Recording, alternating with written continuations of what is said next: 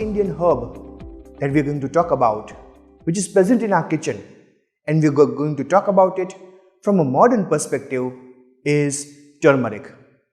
You might have heard of turmeric a lot. It is present in our kitchen, but very few of you would have actually seen the plant, which looks like this. So what is turmeric? Turmeric actually consists of the rhizomes of Curcuma longa. Now what are rhizomes?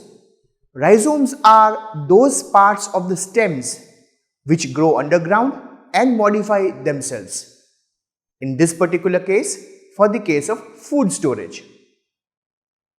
There are other varieties of turmeric as well, like Curcuma aromatica, which is used as a cosmetic, Curcuma amida, which we call as mango haldi, it is used as a spice, Curcuma seodaria, which is used as a source of starch, and nowadays a variety which is very popular, that is Lakadong turmeric, which is popular in the regions of the northeast, particularly Meghalaya.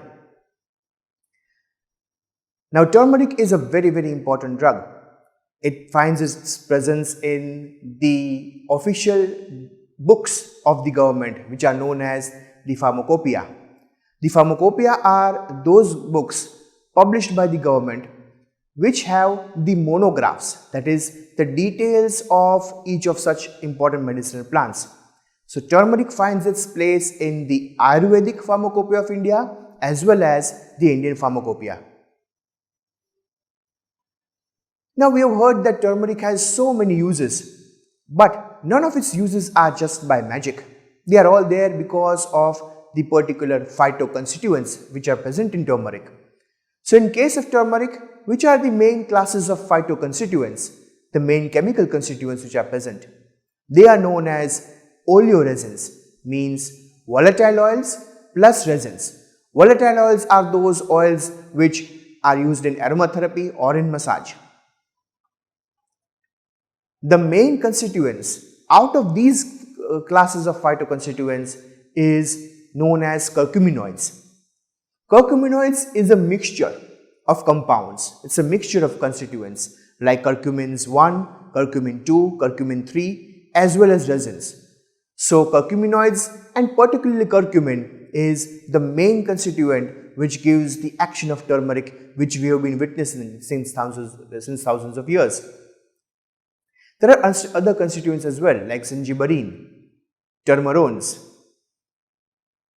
Now, it is said that the bioavailability of turmeric and its constituents is very less.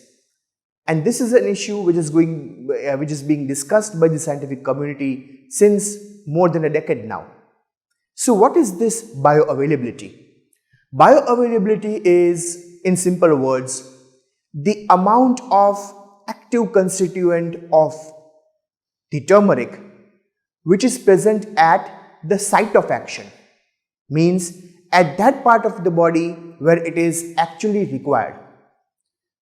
Now, the turmeric's bioavailability is said to be very less, and that is why modern science has been trying to formulate such kind of products, such kind of formulations which enhance the bioavailability of turmeric.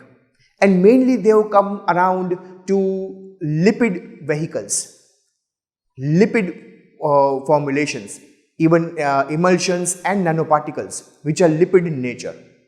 But if we compare the modern science behind turmeric's bioavailability and the formulations, we can easily relate it to some of our own products which we have been using since thousands of years, like golden milk, that is turmeric mixed with milk. That is how we have been consuming turmeric.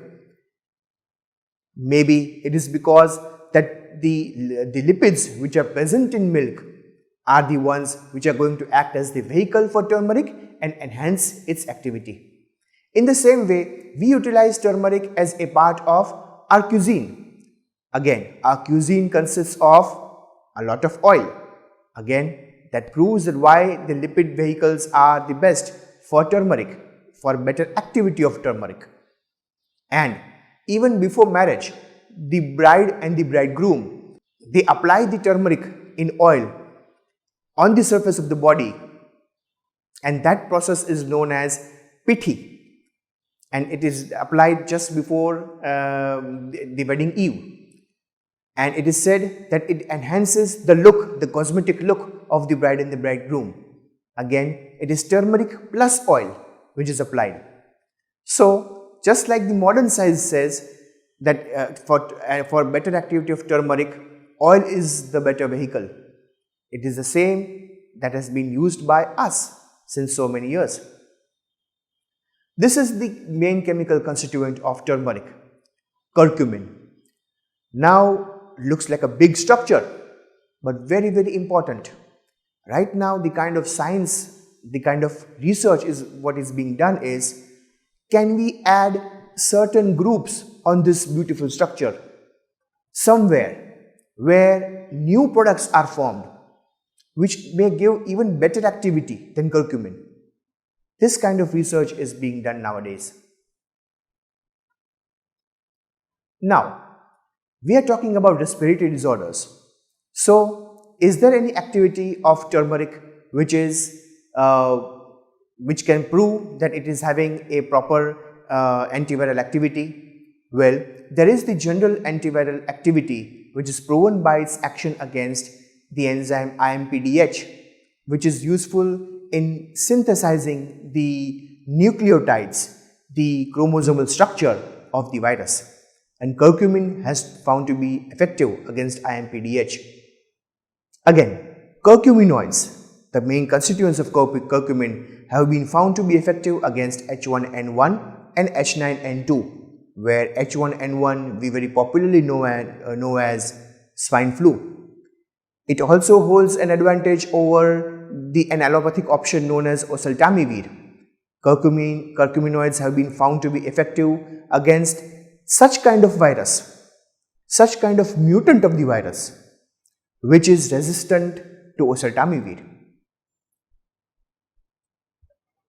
Also, curcumin has found to be effective against parainfluenza virus 3, respiratory syncytial virus, the swine flu virus, and viruses like H6N1 and PR8, all related to the respiratory disorders, to the extent that more than 90% reduction in the virus yield has been observed. And even in this case, does it have any advantage over any allopathic option like amantadine? Yes. These viruses and their mutants were able to develop no resistance against curcumin, whereas they developed a resistance against the action of amantadine. Now you may ask that all these activities have been done on animals or on humans. Well, what I was talking about so far were the activities which were done on animals. But again, that is what science says. What science says is that there are parts of animals like mice and rats and even rabbits and guinea pigs. Their parts behave in the same way as parts of the human beings do. They react to certain disease conditions and to certain medicines in the same way as human parts would do. And that is why the research has been done on animals first, and then they would go on to do the clinical trials that would be on human beings. So your question would be that has any work been done on human beings? Have any clinical trials been conducted? Well, yes, it has been found that the respiratory tract infections were reduced in children receiving lactoferrin and curcumin. So there is a clinical significance to it as well. So this is how turmeric has been found to be effective on the respiratory tract disorders. But we are not going to end here. We are the ones who will explore a bit further too, right? So what can be explored further? If any one of you is interested in phytochemistry, natural product chemistry, then let me tell you that apart from curcumins and curcuminoids, right now turmerones are being worked on, and these are also very important phytoconstituents of turmeric. You can work on them. Anyone who is dealing with biotechnology or pharmacology can work on mechanisms of action and the various receptors and intermediates and the metabolites which are involved whenever the turmeric is consumed. And if anyone is working on standardization, any one of you belonging to the herbal industry, for you I would say that it is very, very important to study turmeric completely. That is because it is very important in these times when there is a lot of adulteration in the formulation of turmeric. So what can be done in the future is derive all those standardization parameters of turmeric, which will make sure that all the quality formulations are being produced by the herbal industries. This way it will enhance the reputation of Ayurveda too. And you can even develop formulations by your own self.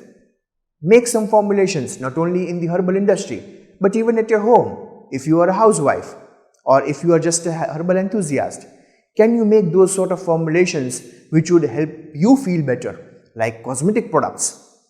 Or you can make the varieties of milk in such a way. For example, can you make a turmeric ice cream? And if you are a farmer, if you have anything to do with horticulture, I would suggest that there are so many things that can be done for turmeric. For example, there is a particular disease known as the turmeric rot, which reduces the yield of turmeric up to 20%, and it is a huge loss for the farmers.